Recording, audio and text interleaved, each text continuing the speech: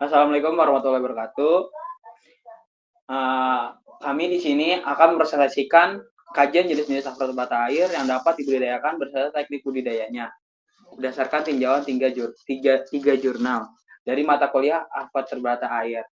Kami dari kelompok 6 ingin memperkenalkan diri dengan saya sendiri, Saifur Rahman Al-Aziz. Selanjutnya dilanjutkan oleh teman saya. Saya Sahda Azra Darmawan dengan NIM 053. Saya Kevin Satria Pambudi dengan NIM 072. Selanjutnya, saya akan membacakan latar belakang. Vertebrata air merupakan kelompok hewan tanpa tulang belakang yang memiliki peran penting dalam bidang perikanan, baik sebagai sumber pangan, komoditas ekonomi maupun pakan alami. Beberapa jenis vertebrata yang banyak dibudidayakan adalah udang faname, Lithopenaeus faname, tiramutiara, Pictada maxima, dan cacing sutra Tubifex sp. Udang faname menjadi komoditas unggulan karena memiliki pertumbuhan yang cepat dan nilai jual yang tinggi menurut Hollanda et al. 2023. Tiram mutiara dibudidayakan untuk menghasilkan mutiara yang bernilai ekonomi tinggi. Sedangkan cacing sutra banyak dimanfaatkan sebagai pakan alami bagi larva dan benih ikan. Menurut Hendrawati dan Firmani 2024 serta Ramadan et al. 2023. Keberhasilan budidaya ketiga organisme tersebut sangat dipengaruhi oleh teknik budidaya dan pengelolaan lingkungan yang tepat. Oleh karena itu, diperlukan pemahaman mengenai jenis-jenis vertebrata air yang dapat dibudidayakan beserta cara budidayanya untuk mendukung pengembangan aquaculture yang berkelanjutan. Tujuan penelitian: mengetahui jenis-jenis vertebrata air yang dapat dibudidayakan dan memiliki nilai ekonomis tinggi. Mengkaji teknik budidaya udang faname, Lithopenaeus fanamei, pada sistem budidaya terintegrasi berbasis bioflok, Hollanda et al. 2023. Menganalisis pertumbuhan tiram mutiara Pictada maxima pada metode budidaya karamba apung dan longline, menurut Hendrawati dan Firmani 2024.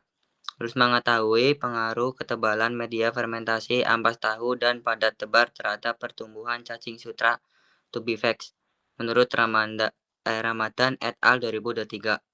Membandingkan hasil budidaya ketiga vertebrata air berdasarkan metode pemeliharaan yang digunakan. Selanjutnya, menyimpulkan teknik budidaya yang efektif untuk mendukung peningkatan produktivitas dan keberlanjutan aquaculture. Selanjutnya ada metode. Yang pertama ada metode penelitian Hollanda et al. 2023. Metode yang digunakan adalah eksperimen skala pilot dengan sistem integrated multi-tropic aquaculture atau IMTA berbasis bioflok.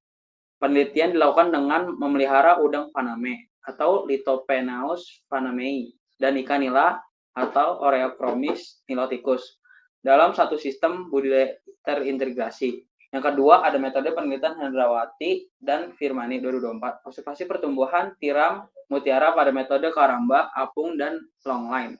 Yang terakhir ada metode Ramadan et al. 2023, yaitu eksperimen menggunakan variasi ketebalan media fermentasi, ampas tahu, dan padat tebal pada budidaya cacing sutra. Data dianalisis secara deskriptif dan statistik untuk menentukan metode budidaya yang paling efektif.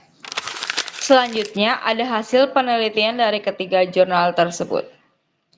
Pada penelitian pertama, menurut Hollanda et al. 2023, budidaya terpadu udang faname dan ikan nila dalam sistem bioflok berhasil meningkatkan efisiensi pemeliharaan tanpa menurunkan pertumbuhan udang. Ikan nila mampu memanfaatkan bioflok sebagai pakan alami sehingga membantu mengurangi limbah organik dan sistem budidaya.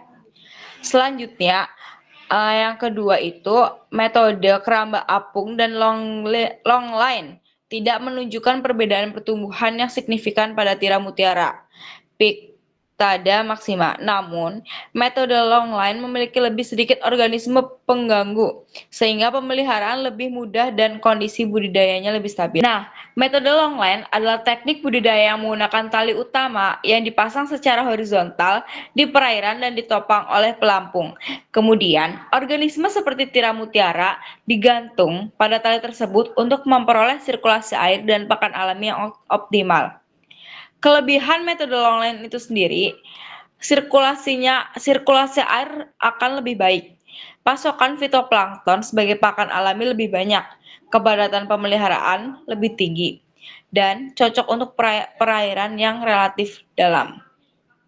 Selanjutnya yang ketiga, yaitu media fermentasi ampas tahu dengan ketebalan 2 cm dan padat tebar 20 gram menghasilkan pertumbuhan terbaik cacing sutra Tubifax sp dengan populasi 9.971 individu, biomasa 77,56 gram dan pertambahan panjang 2,6 cm.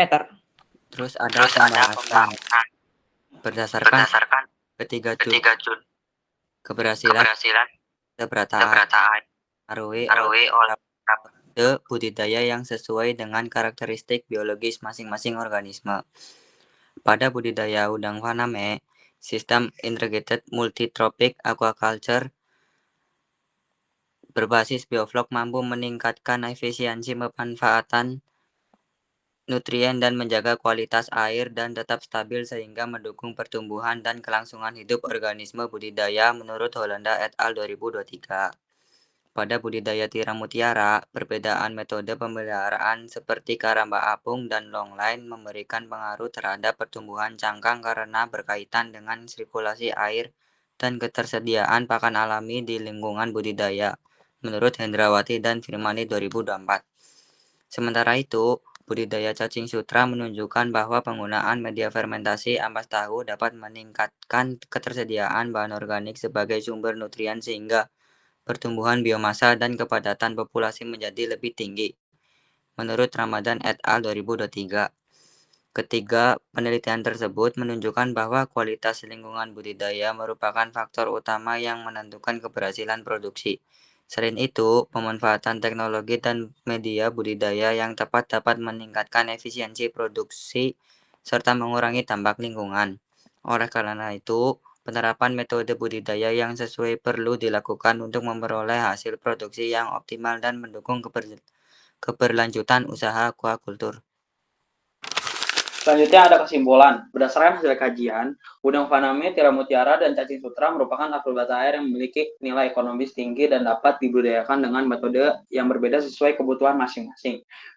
Sistem bioflok pada udang faname, metode karamba apung dan longline pada tiram mutiara, serta pengaturan media dan pada tebar pada cacing sutra terbukti berpengaruh terhadap pertumbuhan dan hasil reproduksi. Oleh karena itu, penerapan teknik budidaya yang tepat dan efisiensi sangat penting untuk meningkatkan produktivitas serta mendukung keberlanjutan aquaculture. Mungkin sekian presentasi dari kelompok kami. Maaf bila ada salah perkataan atau perbuatan. Kurang lebihnya mohon maaf. Wassalamualaikum warahmatullahi wabarakatuh.